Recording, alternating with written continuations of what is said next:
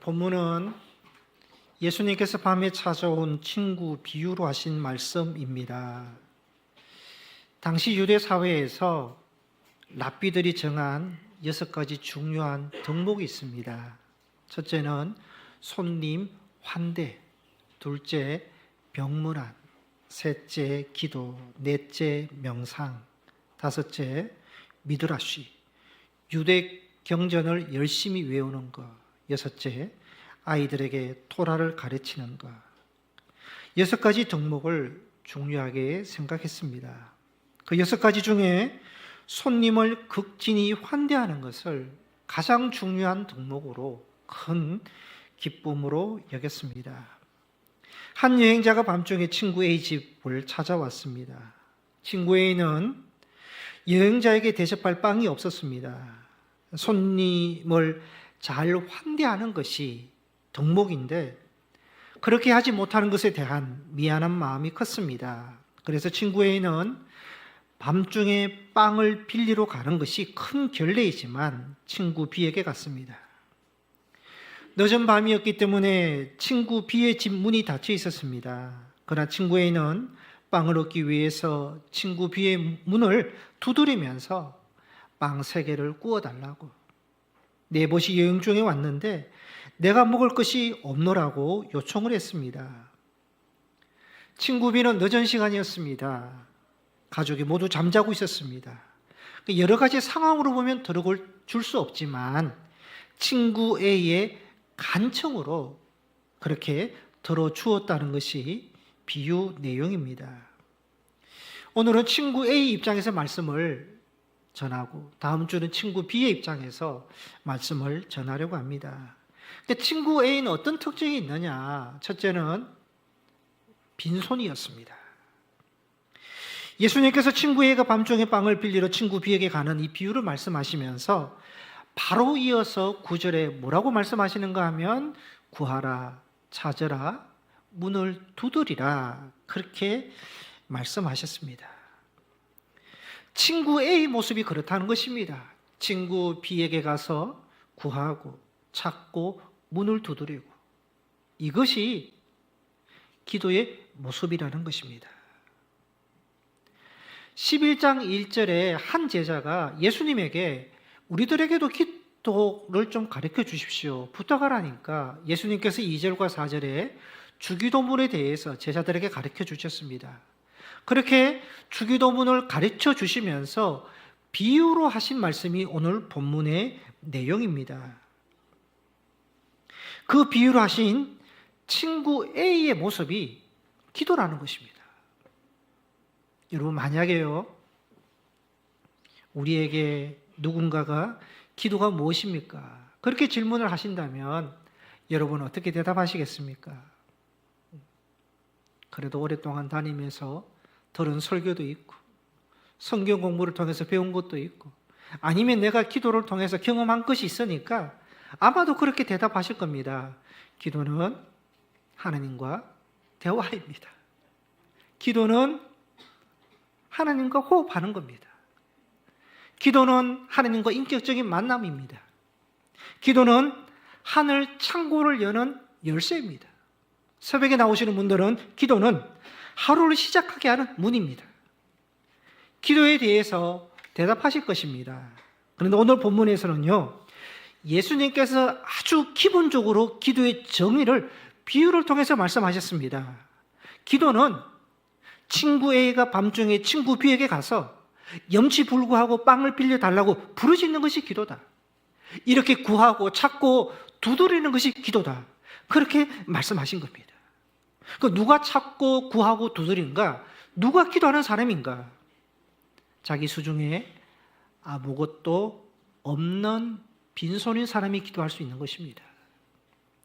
여러분, 만약에 친구 A가 자기 집에 떡이 남아 있었거나 손님을 대접할 음식이 조금이라도 남아 있었다면 친구 B 집에 가서 문을 두드리지 않았습니다. 적어도 지금 친구 A는요, 밤중인 현재가 빈손입니다. 지금 빵을 얻기 위해서 문을 두드리는 것 외에 달리 방법이 없었습니다. 누가 기도할 수 있습니까? 누가 문을 두드리고 찾고 또 구할 수 있습니까? 자신이 필요로 하는 것을 소유하지 못하고 있는 사람이 기도할 수 있고요. 가진 것이 아무것도 없다고 생각하는 사람이 기도할 수 있고, 은혜를 베풀어 달라고 문을 두드리는 것 말고는 달리 그 어떤 선택을 할 수 없는 사람이 기도할 수 있는 것입니다. 즉, 빈손인 사람이 하나님을 찾게 되고 하나님께 나오게 되고 기도하게 되고 은혜를 구하게 되는 것입니다. 예수님의 말씀대로 표현을 하면요, 구해야만 하는 사람, 아무리 찾아봐도 자신에게 필요한 것이 주변에 하나도 없는 사람, 문이 꿈쩍도 하지 않은 채 꽉 닫혀있는 그 사람이 기도할 수 있다는 것입니다. 하나님께서는 이처럼 빈손으로 기도하는 사람에게, 빈손으로 찾는 자들에게, 두드린 자에게 열어주신다는 것입니다. 성도 여러분, 우리 하나님은 어떤 하나님이냐?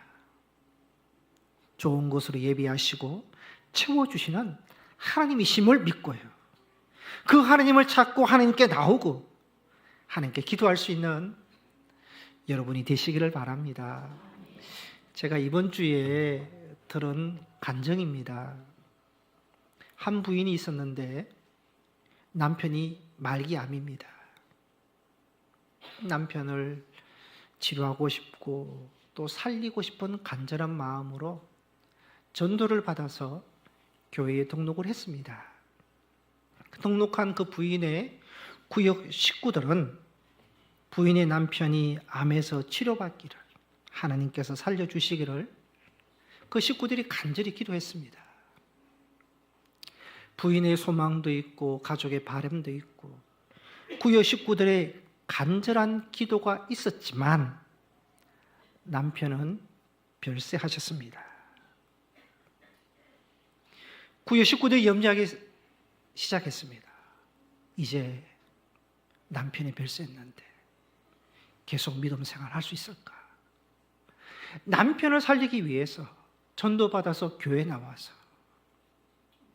그렇게 믿음이 시작되었는데 낙심하면 어떻게 할까? 그렇게 염려를 많이 했는데요, 이 부인이 꾸준하게 믿음 생활을 잘 하는 것입니다. 그 이유는 남편이 투병 중에 있을 때 아들의 진로가 너무 잘 풀렸기 때문입니다. 아들이 지방대, 공대 2년 다니다가 서울에 있는 대학교 공대 3학년으로 편입하고 3학년 때 대기업 인턴으로 뽑히고 4학년 때 그 대기업에서 전액 1년 동안 장학금을 지원하고 해외에 연수시켜주고 좋은 조건으로 그 대기업에 취업을 하게 했습니다. 부인은 남편을 암으로 떠나보내는 큰 슬픔을 겪었지만 대신 아들이 너무 잘 되는 은혜를 받았습니다. 하나님께서 슬픔 속에 있는 부인을 아들을 통해서 위로해 주셨고 채워주시는 것을 본인이 알았기 때문에 믿음 생활을 잘하고 있다는 간증을 들었습니다. 여러분, 아무것도 없는 빈손인 사람들이요, 하나님을 찾고 기도할 수 있습니다. 하나님은 빈손으로 기도하는 자들의 기도를 들어주십니다. 때로는 그 기도는 아니지라도 다른 것으로, 더 좋은 것으로 응답하시고 채워주십니다.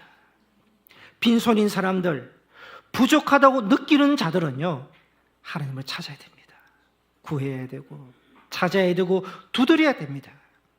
그 기도에 하나님께서 응답하시고 채워주시는 은혜가 있는 줄 믿습니다. 그 은혜를, 그 응답을 경험하시는 여러분이 되시기를 바랍니다. 두 번째 친구 A에게는요, 긍휼, 사랑이 있었습니다. 여행자가 밤중에 친구에게 찾아왔습니다. 밤늦게 찾아오는 것은 그 여행자의 잘못입니다. 그래도 여행을 한다면 넉넉하게 먹을 것을 준비해야지 굶주리면서 다니는 것도 여행자의 잘못입니다.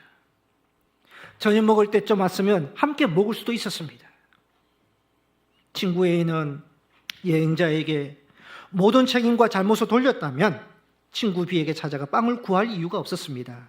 그러나 친구 A에게는 그 여행자를 향한 긍휼, 사랑이 있었습니다. 친구 A가 밤중에 친구 B에게 가서 닫혀있는 문을 두드리는 것은 예의가 없는 무례한 행동일 수 있습니다. 자기 집에 지금 빵이 없다는 민낯을 드러낼 수도 있습니다. 자존심 상할 수도 있습니다.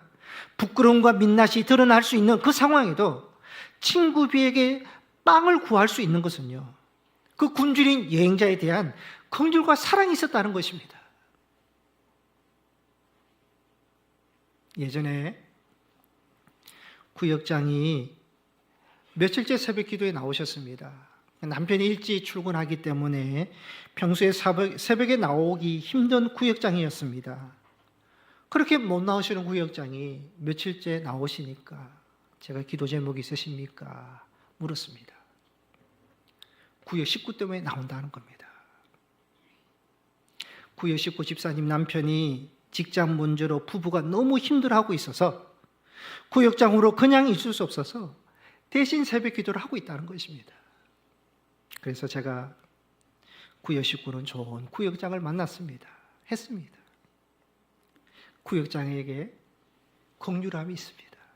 여러분, 긍휼함이 있으면요, 기도하게 되는 겁니다. 누가복음 7장에 보면 백부장은 자기 하인의 병을 고침받기 위해서 예수님께 요청합니다. 자기 병도 아닙니다. 자기 자녀의 병도 아닙니다. 당시 재산의 일부에 불과했던 하인을 위해서요, 자기의 지위를 낮추고 예수님께 요청했습니다. 백부장에는 긍휼함이 있었습니다. 마가복음 7장에 수르보니게 이방 여인은 딸이 귀신 들리자 예수님께 바짝 엎드려서 고쳐달라고 요청을 합니다. 예수님께서요, 자녀들이 먹을 빵을 개들에게 던져주는 것은 옳지 않다, 차갑게 대합니다. 그러나 여인은 예수님의 차가운 말씀과 유대인과 이방인을 차별하는 그 말씀을 듣고도 자신을 낮추어서 개들도 부스러기를 먹습니다. 딸을 고쳐달라고 간청합니다. 예수님은 그 여인 어머니의 긍휼, 사랑을 보시고 딸을 고쳐주셨습니다. 여러분, 자신에 대해서 긍휼함이 있고 사랑하는 사람에 대해서 또 누군가에 대해서 긍휼함이 있을 때요, 기도할 수 있는 것입니다. 긍휼은 사람에게 중요한 덕목이고 인품이고 또 성령의 열매입니다. 성령의 9가지 열매, 다시 한번 반복하겠습니다. 오직 성령의 열매는, 시작, 오직 성령의 열매는 사랑과 희락과 화평과 오래 참음과 자비와 양선과 충성과 온유와 절제니 이 같은 것을 금지할 법이 없느니라. 여러분, 사랑과 희락과 화평과 오래 참음과 자비, 성령의 5번째 열매, 이 자비가 긍휼입니다. 구약 히브리어로 헤스드입니다. 긍휼, 은혜, 자비를 말합니다. 그러니까 긍휼, 자비는요, 인품이고 성령의 열매, 이 열매를 맺어야 된다. 이 긍휼이 있을 때 기도의 자리로 나올 수 있는 것입니다.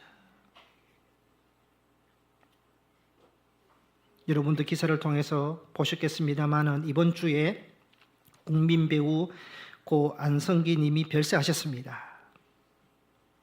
금요일 발인식 때 장남이 장례 인사를 하면서 자기가 5살 유치원 다닐 때 아빠가 써준 그 편지를 아빠 서재에서 발견하고 그것을 읽었습니다. 고 안성기 배우님이 5살 된 아들에게 쓴 편지입니다. 내 아들 다빈아, 이 세상에서 참으로 바꿀 수 없이 필요한 것이란 바로 착한 사람이라는 것을 잊지 말아라. 항상 겸손하고 정직하고 남을 사랑할 줄 아는 넓은 마음을 가진 사람이 되었으면 한다. 시간을 꼭 지킬 줄 알며 실패나 슬픔을 마음의 평화로 다스릴 줄 아는 사람이 되거라. 너에게는 동생 필립이 있다는 것을 항상 기쁘게 생각하라. 동생을 위해 기도할 줄 아는 형이 되거라. 장남이 이 아빠가 써준 편지를 읽으면서 울고요. 추모객도 다 울었습니다. 고 안성기 배우는 40년간 유니세프 친선 대사로 활동하셨고요. 그분의 삶이 긍휼의 삶, 착한 삶을 사셨고 아들에게 보여주셨고 아들에게 사랑하는 사람 배려하고 숨기는 착한 사람, 긍휼의 사람이 되어라고 그렇게 당부하셨던 것입니다. 여러분, 자녀들을 위해서 무슨 기도를 하십니까? 믿음, 건강, 지혜, 취업, 직장, 결혼, 만남의 복. 기도할 것이 너무 많습니다. 그러나 빠져서는 안 되는 것이 긍휼입니다.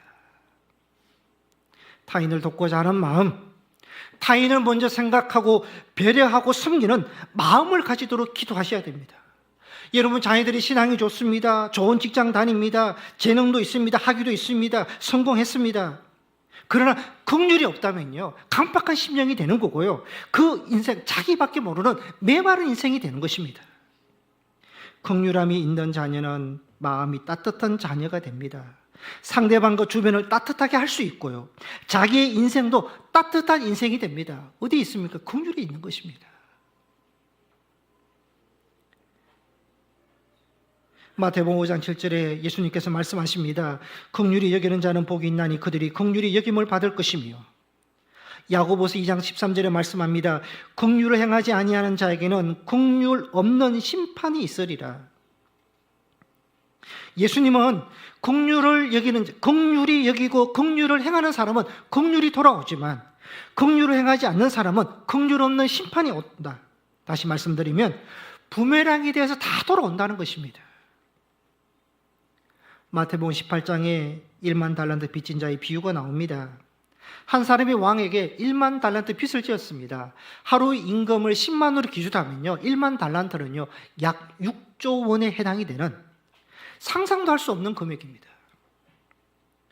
평생 갚을 수 없는 자녀 수만 대가 갚을 수 없는 금액입니다. 왕이 그 사람을 긍휼함을 여겨서요 탕감을 완전히 해줍니다. 그러니까 평생의 은혜, 영원한 은혜를 받은 겁니다.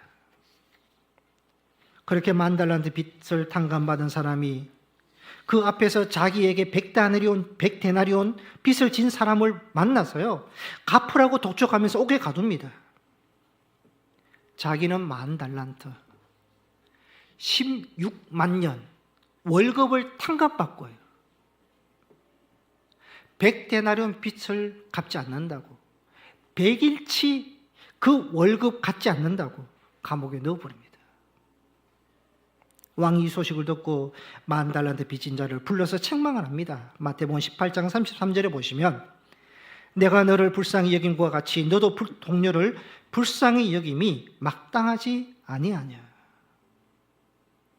너는 1만 달란트 탕감받은 엄청난 긍휼, 영원한 긍휼을 받았음에도 불구하고 너에게는 그 작은 긍휼 하나도 없더냐 말이냐. 긍휼함을 받은 사람은 긍휼을 베푸는 사람이 되어야 된다. 그럴 때 긍휼이 부배랑으로 돌아온다는 것입니다. 성도 여러분, 우리는 고백합니다. 하나님으로부터 구원을 받았습니다. 은혜를 받았습니다. 축복을 받았습니다. 고백을 합니다. 여러분, 은혜를 받았다는 그 고백은요 하나님께서 값없이 주신 선물이란 것입니다. 우리의 구원도 우리의 삶의 복도, 은혜라는 것은요 내 선행으로, 내 공로로, 내 믿음과 기도로 받은 것이 아니라 하나님의 은혜, 긍휼로 받았다는 고백입니다. 여러분, 우리의 평안, 우리의 믿음에서 나온 것입니까? 아니면 하나님의 은혜로 얻은 평안입니까? 여러분의 기도의 응답이 여러분의 기도에 의해서 얻은 것입니까? 아니면 기도할 때 하나님이 주신 긍휼로 받은 응답입니까? 우리는 고백해야 됩니다. 모든 것은 주님의 은혜입니다. 주님의 긍휼 때문입니다. 내 믿음 때문도 아니고 내 예배와 기도, 봉사 때문도 아니고 주님의 은혜, 긍휼 때문입니다. 고백할 수 있어야 되는 것입니다. 여러분, 우리는 주님의 은혜를 받았고 주님의 긍휼함을 받은 사람입니다. 받았기에 그 긍휼함으로 살아가는 자가 되어야 하는 것입니다. 그 긍휼함으로 가족을 대하고 사랑하는 사람을 대하고 이웃과 성도를 대하고, 여러분 긍휼함을 가지고 대화하면 기도 제목을 알게 되고요. 긍휼함이 있으면 그 사람을 위해서 중보기도 할 수 있는 것입니다. 하나님은 긍휼함으로 기도하는 자를 외면하지 않으시고 긍휼을 베풀어 주시고 응답해 주시는 겁니다. 백부장처럼 수로보니게 여인처럼 긍휼의 기도를 들어주신다는 것입니다. 여러분, 우리의 삶에 이 성령의 5번째 열매인 긍휼, 자비의 열매가 있으시기를 바랍니다. 그대로 돌아온다는 것입니다. 세 번째, 이 친구에게는요, 확신이 있었습니다. 친구에는 자기 집에 찾아온 여행자에게 줄 빵이 없어서 밤중에 친구 B에게 빌리러 갔습니다. 늦은 밤이라서 친구 B의 집에 문이 닫혀 있었습니다. 가족은 다 잠들어 있었습니다. 잠을 깨우는 것은 미안하지만 빵 3개를 요청합니다. 밤늦게 찾아가고 또 실내를 무릅쓰고 문을 두드리고 빵을 요구하는 이유가 어디 있나? 확신 때문입니다. 자신의 행동이 무리한 행동인 줄 압니다. 불편함을 주는 행동인 줄 압니다. 그래도 친구 B 집에는 빵이 있고 내가 요청을 하면 줄 것이라는 확신이 있기 때문에 그렇게 찾아간 것입니다. 예수님께서 밤중에 찾아온 친구 비유로 말씀하시면서 기도에 대해서 진짜 하고 싶은 것은 그 비유 뒤에 9절 이하의 말씀을 예수님께서 하십니다. 9절 10절 말씀에 보시면 우리 9절 10절 말씀 한번 읽겠습니다. 시작. 내가 또 너희에게 이르노니 구하라 그러면 너희에게 주실 것이요 찾으라 그러면 찾아낼 것이요 문을 두드리라 그러면 너희에게 열릴 것이니 구하는 이마다 받을 것이요 찾는 이가 찾아낼 것이요 두드리는 이에게 열릴 것이니라. 예수님께서 친구 B의 그 비유로 말씀하시면서 구하고 찾고 두드리면 열린다. 믿음, 확신을 주신 겁니다. 육신의 아버지도 생선을 달라고 하는데 뱀을 줄 사람이 없고 알을 달라고 하는데 정갈을 주는 사람이 없는데 하물며 하늘에 계신 너희 아버지가 좋은 것을 주시지 않겠느냐 말씀합니다. 우리 마지막 13절 말씀을 함께 읽겠습니다. 시작. 너희가 악할지라도 좋은 것을 자식에게 줄 알거든 하물며 너희 하늘 아버지께서 구하는 자들에게 성령을 주시지 않겠느냐 하시니라. 아멘. 예수님께서 이렇게 말씀하신 것은요, 믿으라는 것입니다. 확신을 가지라는 것입니다. 육신의 아버지도 좋은 것을 주시는데 하늘 우리 아버지께서 기도하는 자에게 좋은 것으로 응답하신다는 그 믿음과 확신을 가지라고 우리에게 말씀하고 있는 것입니다. 기도의 성자 조지 밀러는 평생 동안 구체적으로 기도 응답을 받았다고 생생하게 기억하는 것만 해도 5만 가지라고 합니다. 조지 밀러는 기도에 대해서 자기가 응답받은 경험이 많으니까 기도에 대해서 이렇게 고백을 했습니다. 기도를 시작하세요. 하나님이 기도를 가르쳐 주십니다. 낙심하지 마세요. 하나님은 열매를 보여주십니다. 항상 기도하세요. 하나님은 열매를 열리게 해주십니다. 자주 하나님께 찾아가세요. 하나님은 자주 응답해 주십니다. 일평생 기도하세요. 하나님은 일평생 도와주십니다. 그리고 영원히 함께 하십니다. 이 기도의 고백, 이 기도의 신앙이 여러분에게도 있으시기를 바랍니다. 여러분, 기독교는 확신 종교입니다. 확신 종교. 예수님을 믿고 있는데 구원의 확신이 없다고 생각해 보십시오. 그 믿음은 헛된 믿음이고요. 확신이 없으면 믿음을 계속 지켜나갈 수 없습니다. 내가 예수님을 믿고 죽어서 천국에 간다는 확신이 없으면요, 헛됩니다. 죽음에 대한 두려움이 있습니다. 확신 믿음을 가져야 합니다. 제자들은요, 예수께서 부활하셨다는 그 확신이 있었습니다. 자기를 사도로 부르신 것에 대한 확신이 있었습니다.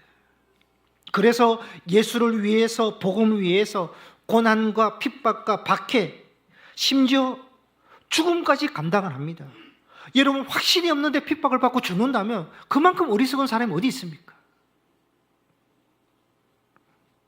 기도하는 사람에게 제일 중요한 것은 기도의 깊이, 기도의 내용, 기도의 시간보다 확신이죠. 하나님께서 내 기도 들어주신다. 확신을 가지고 기도하는 것입니다. 히브리서 11장 6절 말씀을 함께 다 같이 읽겠습니다. 시작. 믿음이 없이는 하나님을 기쁘시게 하지 못하나니 하나님께 나아가는 자는 반드시 그가 것과 찾는 자들에게 상 주시는 이심을 믿어야 할지니라. 아멘. 믿음이 없이는 하나님을 기쁘시게 할 수 없다. 확신이 없으면 하나님을 기쁘시게 할 수 없다. 하나님께 나아가는 자는 반드시 계신 것을 믿어라. 확신해라. 자기를 찾는 자들에게 상을 주심을 믿어라. 확신하라는 것입니다. 마찬가지로 기도하는 자에게 응답해 주신다는 그 믿음, 확신을 가지고 기도하라는 것입니다. 여러분이 잘 알고 있는 예화입니다. 어느 농촌 지방에 오랫동안 비가 내리지 않아서 농작물이 거의 말라 죽게 되었습니다. 그래서 마을 주민들은요, 우리 예배당에 모여서 하나님께 비를 내려달라고 기도하자. 그래서 모였습니다. 교회에서 간절히 기도합니다. 소나기가 내리기 시작했습니다. 주민들은 모두 기뻐하면서 제각기 집으로 돌아가기 위해서 일어났습니다. 그런데요, 주민들 중에 우산을 가진 사람이 한 사람도 없을 거예요. 어린 소녀 한 명만 우산을 들고 나왔다고 합니다. 그러니까 소녀만 기도 응답에 대한 확신을 가지고 우산을 미리 준비한 겁니다. 여러분 모두들 안타까워하면서 기도도 하고 기도를 위한 기도를 하지만 응답, 확신을 위한 기도는 아니었던 것입니다. 예수 믿는 사람들은 확신을 가져야 됩니다. 구원에 대한 확신, 예수에 대한 확신, 여러분 예배드리는 이 예배에 대한 확신, 찬양되는 찬양에 대한 확신, 봉사하고 계십니까? 봉사에 대한 확신, 직분에 대한 확신, 말씀에 대한 확신이 있어야 됩니다. 확신이 있을 때 하나님께서 행하시고 이루어 나가시는 것을 볼 수 있고요. 확신이 있을 때 하나님을 찾게 되고 기도하게 되고 도움을 구하게 되고 인내하게 되고 소망을 가지게 되는 것입니다. 마지막으로 예화 하나 소개하면서 말씀을 마치겠습니다. 늘 직장일로 바빠하고 피곤해하고 늦게 퇴근하는 아빠가 있었습니다. 그날도 너무 피곤한 몸으로 퇴근해서 집에 왔는데 아이가 갑자기 아빠에게 아빠 1시간에 얼마 버세요? 질문을 했어요. 너 피곤하고 지친 몸으로 아빠가 왔는데 귀찮아하는 마음으로 10,000원이다. 그거 알아서 뭐 하려고? 쓸데없는 거 묻지 말고 방에 들어가서 공부나 해. 그렇게 말했습니다. 아이는 조용히 방으로 들어갔습니다. 잠시 후에 아빠가 아들에게 너무 심하게 말했다는 생각이 들어서 다시 아이 방에 들어갔습니다. 혹시 돈 필요하니? 그러자 아이가 아빠 5,000원만 빌려주세요. 그래서 아빠가 5,000원을 주자 아이는 자기 저금통에서 5,000원을 합쳐서 10,000원을 다시 아빠에게 주면서 아빠 10,000원 줄 테니 1시간만 내 이야기 좀 들어주세요 하더랍니다.